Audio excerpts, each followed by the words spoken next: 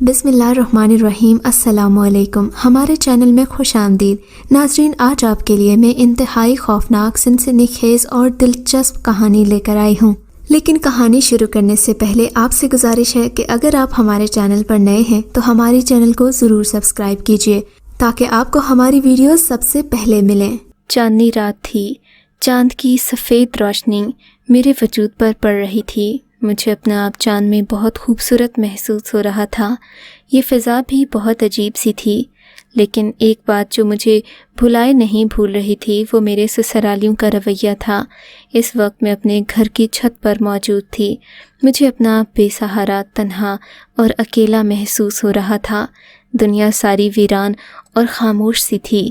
میں نے سوچا بھی نہیں تھا کہ مجھ پر ایک دن یہ دن بھی آ جائیں گے۔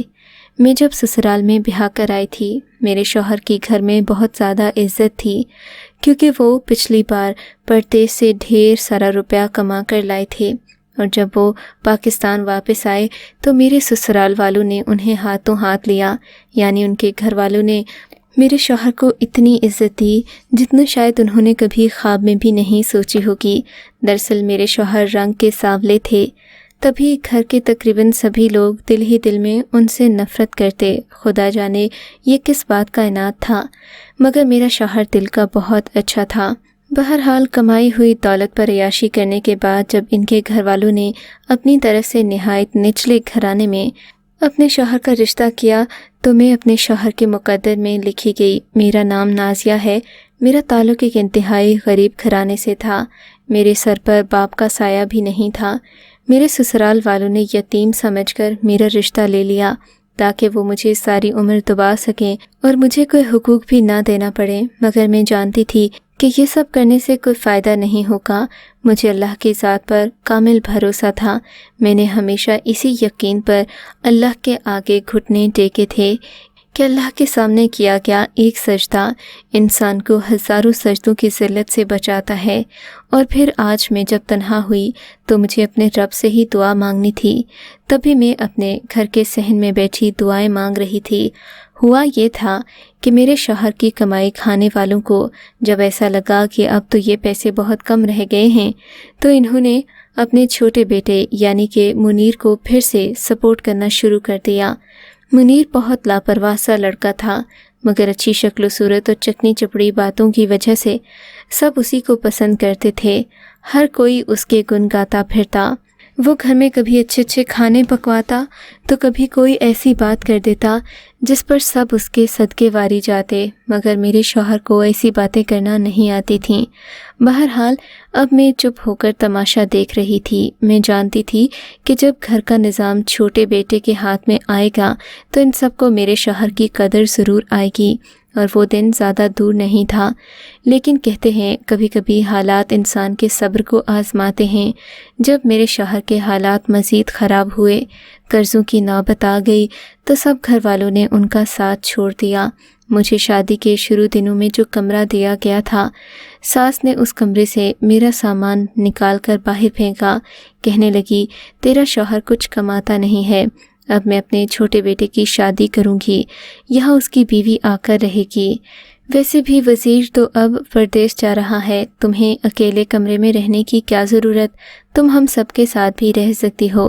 اپنی ساس کے اس بدلے رویے پر میں بہت دل برداشتہ ہوئی، مگر اور میرے پاس کوئی راستہ نہیں تھا۔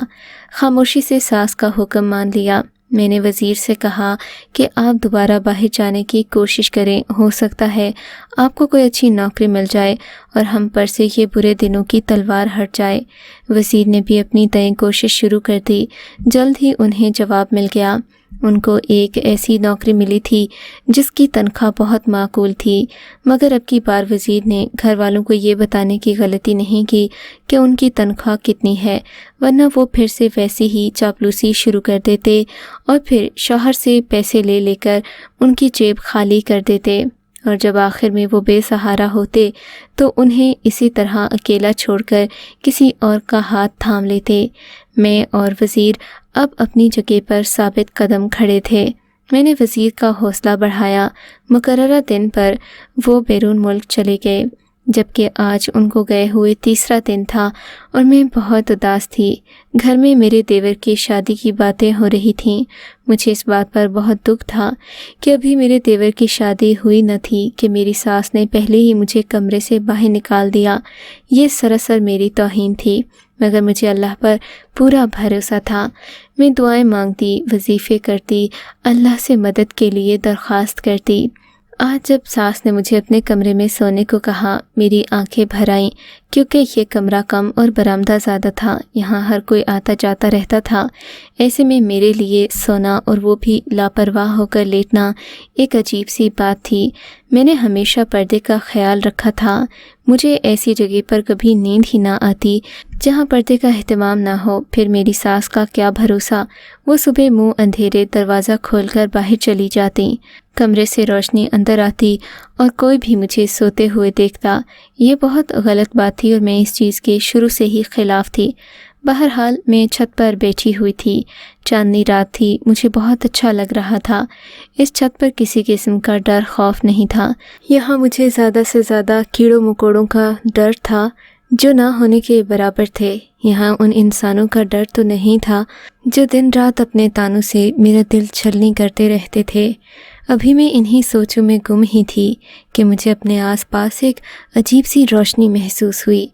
मैंने नज़र उठाकर देखा तो आसपास कुछ भी नहीं था। मैं समझी कि शायद साथ वाले घर में किसी ने रोशनी जलाई है, मगर ऐसा भी नहीं था। यहाँ दूर दूर तक कोई घर नहीं था, और यहाँ जो घर हमारे घर से ज़रा करीब थे उनमें अव्वल तो कोई रहता नहीं था, और अगर रहता भी तो उनसे इस हरकत की तवक्को नहीं की जा सकती थी। फिर ये घर भी काफ़ी फासले पर थे।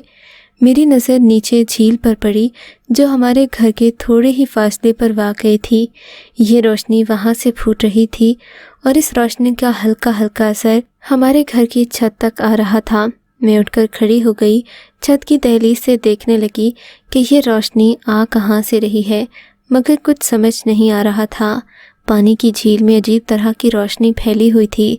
चांद की चांदनी तो इतनी तेज़ नहीं हो सकती। मैंने एक बार फिर आसमान की तरफ निगाह की, मगर चांदनी की रोशनी तो एक जैसी होती है। झील में ज़्यादा तेज़ रोशनी आखिर किस बात की निशानदेही थी। आज मैंने फ़ैसला किया था कि मैं पूरी रात घर की छत पर ही गुजारूंगी, मगर उस रोशनी ने मुझे इतना बेचैन और पुरतजस्स कर दिया कि मैं वहाँ मज़ीद बैठ नहीं सकी। मैंने सोचा क्यों ना झील पर जाकर देखूं कि ये रोशनी कहाँ से आ रही है। मैंने अपने बड़ों से सुन रखा था कि कभी कभी सांप अपने मुंह से अपना मनका निकाल कर रख दे तो भी ऐसी रोशनी फैल जाती है। तो अगर ये सांप का मनका हुआ और मैंने इसे उठा लिया तो मुझ पर कोई मुसीबत ही ना आ जाए, सांप हमला न कर दे। ऐसा सोचते ही मैं डर गई, मगर ये रोशनी बहुत तेज़ थी। मैंने सोचा कि मुझे वहाँ जाकर ही देखना चाहिए। ज़िंदगी तो वैसे भी इतनी मुश्किल हो चुकी थी कि मुझे अब किसी चीज़ से डर नहीं लगता था। मैं दबे कदमों अपने घर की छत से उतरी। मैं नंगे पाँव जा रही थी। फिर ख्याल आया कि अगर कोई कीड़ा मकोड़ा या ख़तरे वाली बात हुई तो मुझे वहाँ से भागना भी पड़ेगा। इसलिए ज़रूरी था कि मैं हिफाजती जूते ज़रूर पहनती। मैंने सहन में बड़ी एक लाठी भी उठा ली और हिफाजती जूते पहनकर घर की अकबी तरफ चली गई। यहीं से रोशनी आ रही थी। रोशनी इस कदर ज़्यादा थी कि मुझे चलने में दिक्कत महसूस नहीं हो रही थी। झील की तरफ जाने पर मुझे मालूम हुआ कि ये रोशनी दरअसल झील के पीछे वाक़ई झाड़ियों में से निकल रही है। अब तो मेरा शक यकीन में बदल रहा था। हो न हो ये नाग बनी है। किसी नाग ने ही अपना मनका निकाल कर रखा होगा, वरना इतनी तेज़ रोशनी वो भी झाड़ियों के बीच से कैसे आ सकती है। ये सोचकर मैं दबे कदमों आगे बढ़ी। रोशनी वाकई झाड़ियों से आ रही थी, मगर वहाँ ना ही कोई नाग मनका था, ना ही किसी सांप की कोई निशानी थी। झाड़ियों के वसत में एक चिराग खूबसूरती से रखा गया था। जैसे ताक में रखा चिराग महफूज लगता है, वैसे ही वो प्लेट नुमा कोई चीज़ थी जिसमें मोमबत्ती जैसा चिराग रखा हुआ था। उसके आसपास दिए थे, जबकि दरमियान में एक मोटी सी मोमबत्ती थी। इसका साइज़ तकरीबन एक हाथ जितना होगा। मैंने आगे बढ़कर देखा तो इस चिराग से बेहद हसीन रोशनी फूट रही थी, जो सुनहरे रंग की थी। मैंने देखा आसपास रखे दियों में जब उस मोमबत्ती से निकलने वाला मोम गिरता तो वो बेश कीमत मोतियों में तब्दील हो जाता। मैंने जब ये देखा तो हैरान ही रह गई। आज से पहले मैंने इतना हसीन चिराग नहीं देखा था। उन सभी दियों में एक एक मोती भर गया था। मैं वहीं खड़ी ये सारा मंजर देख रही थी, मगर रफ्ता रफ्ता इन सब की रोशनी कम हो रही थी। झील में फैली रोशनी अब तकरीबन ख़त्म हो गई थी। सारे के सारा नूर अब उन चिरागों में सिमट आया था जो उस प्लेट नुमा थाली में रखे थे। अब मुझे घर वापस भी जाना था। मैं घर कैसे जाती जबकि चारों तरफ अंधेरा फैल गया था। मैं तो इस रोशनी पर भरोसा करके बाहर आई थी। अब घर जाने के लिए मुझे किसी न किसी सहारे की ज़रूरत थी। तभी आगे बढ़कर मैंने झाड़ियों के अंदर से वो थाली निकाल दी जिसमें वो चिराग रखा था। चिराग में अभी तक रोशनी थी और ये रोशनी इंतहाई खूबसूरत थी, किसी भी सूरत कम नहीं हो रही थी। मैंने वो दिए जो कि उसके साथ रखे थे उनमें से एक दिया उठा लिया, बाकी चिराग वहीं रहने दिया और एक रोशन दिया जिसमें एक कीमती पत्थर भी था लेकर अपने घर की जानिब चल पड़ी। मुझे यकीन था कि ये घर जाते जाते मेरा साथ देगा, बुझकर रास्ते को अंधेरा नहीं करेगा।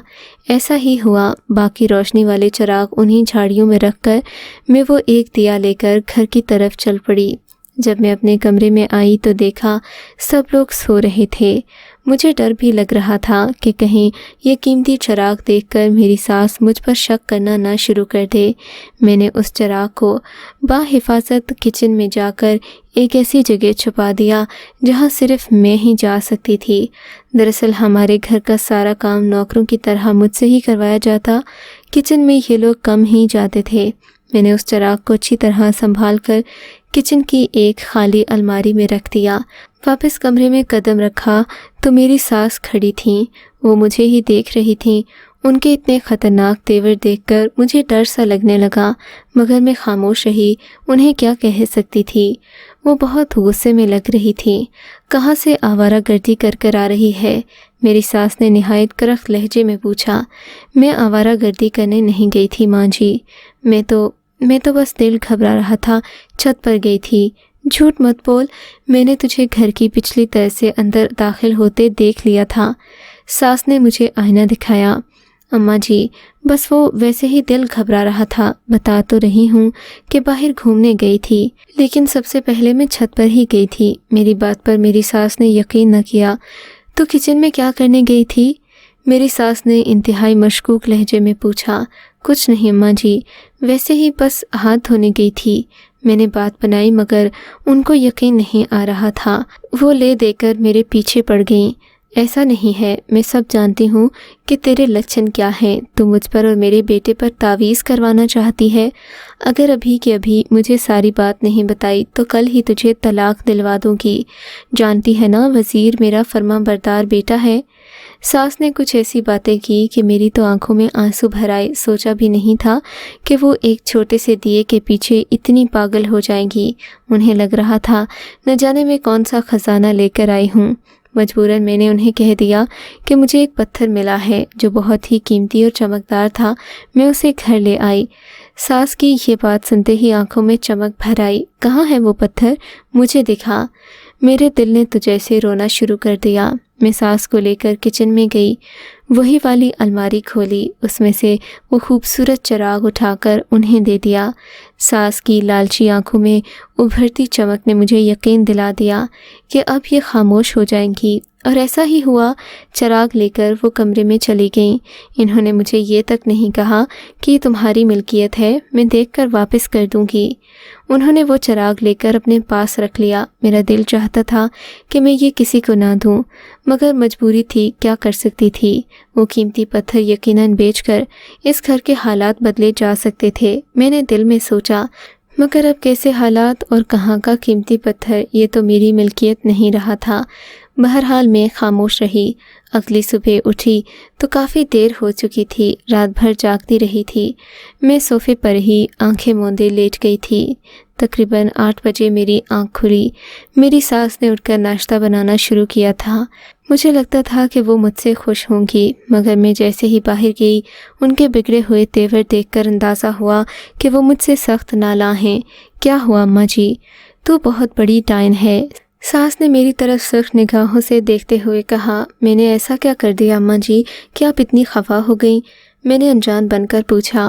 تو نے مجھے دھوکہ دیا، وہ چراغ جو تو نے کہا تھا کہ ایک قیمتی پتھر ہے وہ تو مٹی کا ہو گیا، ایسا کیسے ہو سکتا ہے؟ میں نے حیرت سے پوچھا۔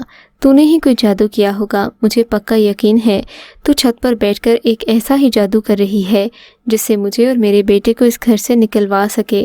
کل جب میں نے تجھے پکڑ لیا تو نے راتوں رات نہ جانے کیا منتر پڑھ کر اس پتھر کو بھی جلا دیا، پھر میری اور میرے بیٹے کی کیا مجال کہ تجھ جیسی ڈائن کے سامنے رک سکیں۔ میری ساس کی باتیں سن کر میں بہت دل برداشتہ ہوئی، بہرحال میں خاموش رہی، انہیں کسی بات کا جواب نہیں دیا، وہ بھی جل کڑھ کر چپ ہو گئیں۔ اب میں اسی کمرے میں رہنے لگی۔ کچھ دن بعد جب میری ساس یہ بات بھول بھال گئیں تو میں دوبارہ چھت پر گئی۔ آج بھی میرا دل بہت بھر آیا تھا۔ میری ساس نے مجھے دن بھر ڈھیروں باتیں سنائی تھیں۔ آج میری نند مہمان کے طور پر ہمارے گھر آئی تھی، اس کے لیے میں نے بہت ساری ڈشز بنائی تھیں۔ میری تو جیسے کمر ہی ٹوٹ گئی تھی۔ پھر ساس کی باتیں سن کر میرا دل اور زیادہ چھلنی ہو گیا۔ میں چھت پر بیٹھی تھی کہ وہی تجربہ پھر سے ہوا۔ میں نے وہی روشنی اور وہ سارے چراغ دیکھے جو اس رات مجھے نظر آئے تھے۔ اب کی بار میں بالکل بھی ڈری یا گھبرائی نہیں۔ میں اپنے جوتے پہن کر جھیل کی طرف چل پڑی، مگر اب کی بار وہ چراغ اکیلا نہیں تھا، اس کے ساتھ ایک عورت بھی بیٹھی تھی۔ عورت پر نظر پڑتے ہی میں چونک گئی۔ وہ بہت خوبصورت اور باوقار خاتون تھی۔ اس نے سفید رنگ کا لباس پہن رکھا تھا۔ وہ جھاڑیوں کے پاس ہی کھڑی کسی کام میں مصروف تھی، جیسے چرخا کاٹ رہی ہو۔ میں نے اسے سلام کیا۔ مجھے دیکھ کر وہ مسکرائی اور بولی، میں جانتی تھی کہ تم یہ روشنی دیکھ کر ضرور آؤ گی۔ دراصل میں تمہیں اپنی طرف متوجہ کرنا چاہتی تھی۔ اس دن تو جب تم آئی تب میں عبادت میں مصروف تھی، تم سے بات نہیں کر سکی، مگر اب تم دوبارہ آئی ہو تو میں تمہیں ایک بات بتانا چاہتی ہوں۔ میں جان گئی تھی کہ یہ خاتون بہت نیک ہے۔ اس کے چہرے پر سے نور چھلک رہا تھا۔ میری ساس نے مجھے جو باتیں کہی تھیں وہ میرے ذہن میں گونج رہی تھیں۔ میں نے اس عورت کو اپنے دل کی ساری بات بتا دی۔ وہ سر ہلا کر بولی، میں تیرے حالات سے پہلے ہی واقف ہوں۔ ہم لوگ اسی گھر کے سامنے ہی رہتے ہیں، مگر کچھ وجوہات کی بنا پر گھر کے اندر داخل نہیں ہو سکتے، ورنہ میں تیری مدد ضرور کرتی۔ یہ گھر جب بنا تھا اس میں ہمارا بسیرا تھا، مگر پھر مالک مکان نے اسے بیچنے کی خاطر اس میں ایسے عوامل کروا دیے کہ ہمیں اس گھر سے دور جانا پڑا۔ اس کا کیا مطلب ہے؟ میں نے الجھتے ہوئے پوچھا۔ اس کا مطلب میں تمہیں بعد میں بتاؤں گی، فی الحال یہ کہ تم جو چراغ یہاں سے لے کر گئی تھیں، مجھے تمہاری نیت اچھی لگی کہ تم نے صرف اسے روشنی کی غرض سے اٹھایا، مگر تمہاری ساس نے لالچ کیا اور تبھی وہ چراغ مٹی ہو گیا۔ لیکن تم فکر نہیں کرو، اس مٹی کو تم دوبارہ اس چراغ میں تبدیل کر سکتی ہو۔ میں تمہیں اس کا ایک طریقہ بتاتی ہوں، اور اگر تم اس چراغ کو اپنے پاس رکھو گی تو یہ نہ صرف تمہاری زندگی میں برکت کا باعث بنے گا، بلکہ تم اسے بیچ کر اپنی زندگی بہتر بنا سکتی ہو۔ اگر وہ چراغ تمہیں نہ بھی ملا تو میں تمہیں اور موتی دے دوں گی جنہیں تم اپنے شوہر سے کہہ کر بیچ سکتی ہو، مگر میں تو یہی کہوں گی کہ تم ان چراغوں کو اپنے پاس رکھنا، تمہاری زندگی سنور جائے گی۔ اس بوڑھی عورت نے یہ کہہ کر اسی تھالی میں سے ایک چراغ میرے ہاتھ پر رکھ دیا۔ میں نے چراغ کو دیکھا، وہ پہلے کی طرح چمک رہا تھا، بالکل ویسا ہی جیسا میں نے اپنی ساس کو دیا تھا۔ کیا اسے رکھنے سے واقعی میری زندگی بدل جائے گی؟ میں نے پر امید نگاہوں سے اس بوڑھی عورت کی طرف دیکھ کر پوچھا۔ ہاں، اس چراغ کو بزرگوں کی دعائیں ہیں، یہ کبھی بجھے گا نہیں جب تک تم نیک نیتی سے کام لوگی۔ اگر تم بد نیتی سے کام لوگی تو یہ چراغ بجھ جائے گا، تمہارے لیے رحمت نہیں مصیبت بن جائے گا، مگر میں تمہاری نیت سے اچھی طرح واقف ہوں، تم اس سب کو سنبھال سکتی ہو، یہ انعام تم جیسی نیک لڑکی کے لیے ہے۔ اس عورت نے اپنی بات مکمل کی تو میں پلکیں جھپکائے بنا اسے دیکھنے لگی۔ کیا ایسا حقیقت میں بھی ہو سکتا تھا؟ میں نے حیرت سے سوچا، مگر پھر اس عورت کو اپنے سامنے دیکھ کر یقین نہ کرنا ایک مشکل بات تھی اور سراسر بے وقوفی بھی تھی۔ میں نے اسے سلام کیا اور اپنے گھر چلی آئی۔ میں سمجھی تھی کہ یہ سب حقیقت میں نہیں ہوتا، مگر اس واقعے کے 10 دن بعد ہی میرے شوہر گھر واپس آ گئے۔ ان کے پاس ڈھیروں دولت تھی۔ انہوں نے مجھے بتایا کہ ان کے مالک کی وفات کے بعد ان کے بیٹوں نے کافی سارا حصہ دولت کا ان کو وفاداری کے بدلے میں دیا اور یوں اتنی رقم پانے کے بعد وہ پاکستان لوٹ آئے۔ میں نے انہیں اس چراغ کے بارے میں نہ بتایا کہ خواہ وہ تہم پرستی میں نہ پڑ جائیں۔ ہم لوگوں نے الگ گھر بنا لیا اور ہم وہاں رہنے لگے۔ میری ساس نے میرے بارے میں مشہور کر دیا کہ میں کوئی جادوگرنی ہوں۔ ان کے مطابق میں نے یہ گھر جادو کے زور سے بنایا ہے، حالانکہ یہ سب اللہ تعالیٰ کی رحمت اور میری دعاؤں کا نتیجہ تھا۔ یہ میرے صبر کا پھل تھا جو اللہ نے مجھے دیا تھا۔ سچ ہے کہ انسان کسی حالت میں خوش نہیں۔ جب میں اپنی ساس پر بوجھ تھی تب بھی وہ مجھے باتیں سناتی تھی، اور اب جب کہ میں اپنے شوہر کے ساتھ ایک الگ گھر میں رہ رہی ہوں تب بھی وہ مطمئن نہیں ہیں۔ اگر آپ کو یہ کہانی اچھی لگی ہے تو اس ویڈیو کو لائک کیجیے اور اس طرح کی مزید ویڈیوز دیکھنے کے لیے ہمارے چینل کو سبسکرائب کیجیے۔ اور ہاں، اگر آپ کی کسی دوست، رشتہ دار یا بہن کے ساتھ خدا نہ کرے ایسا کوئی واقعہ پیش آیا ہے تو ہمیں کامنٹ سیکشن میں اس کے بارے میں ضرور بتائیے۔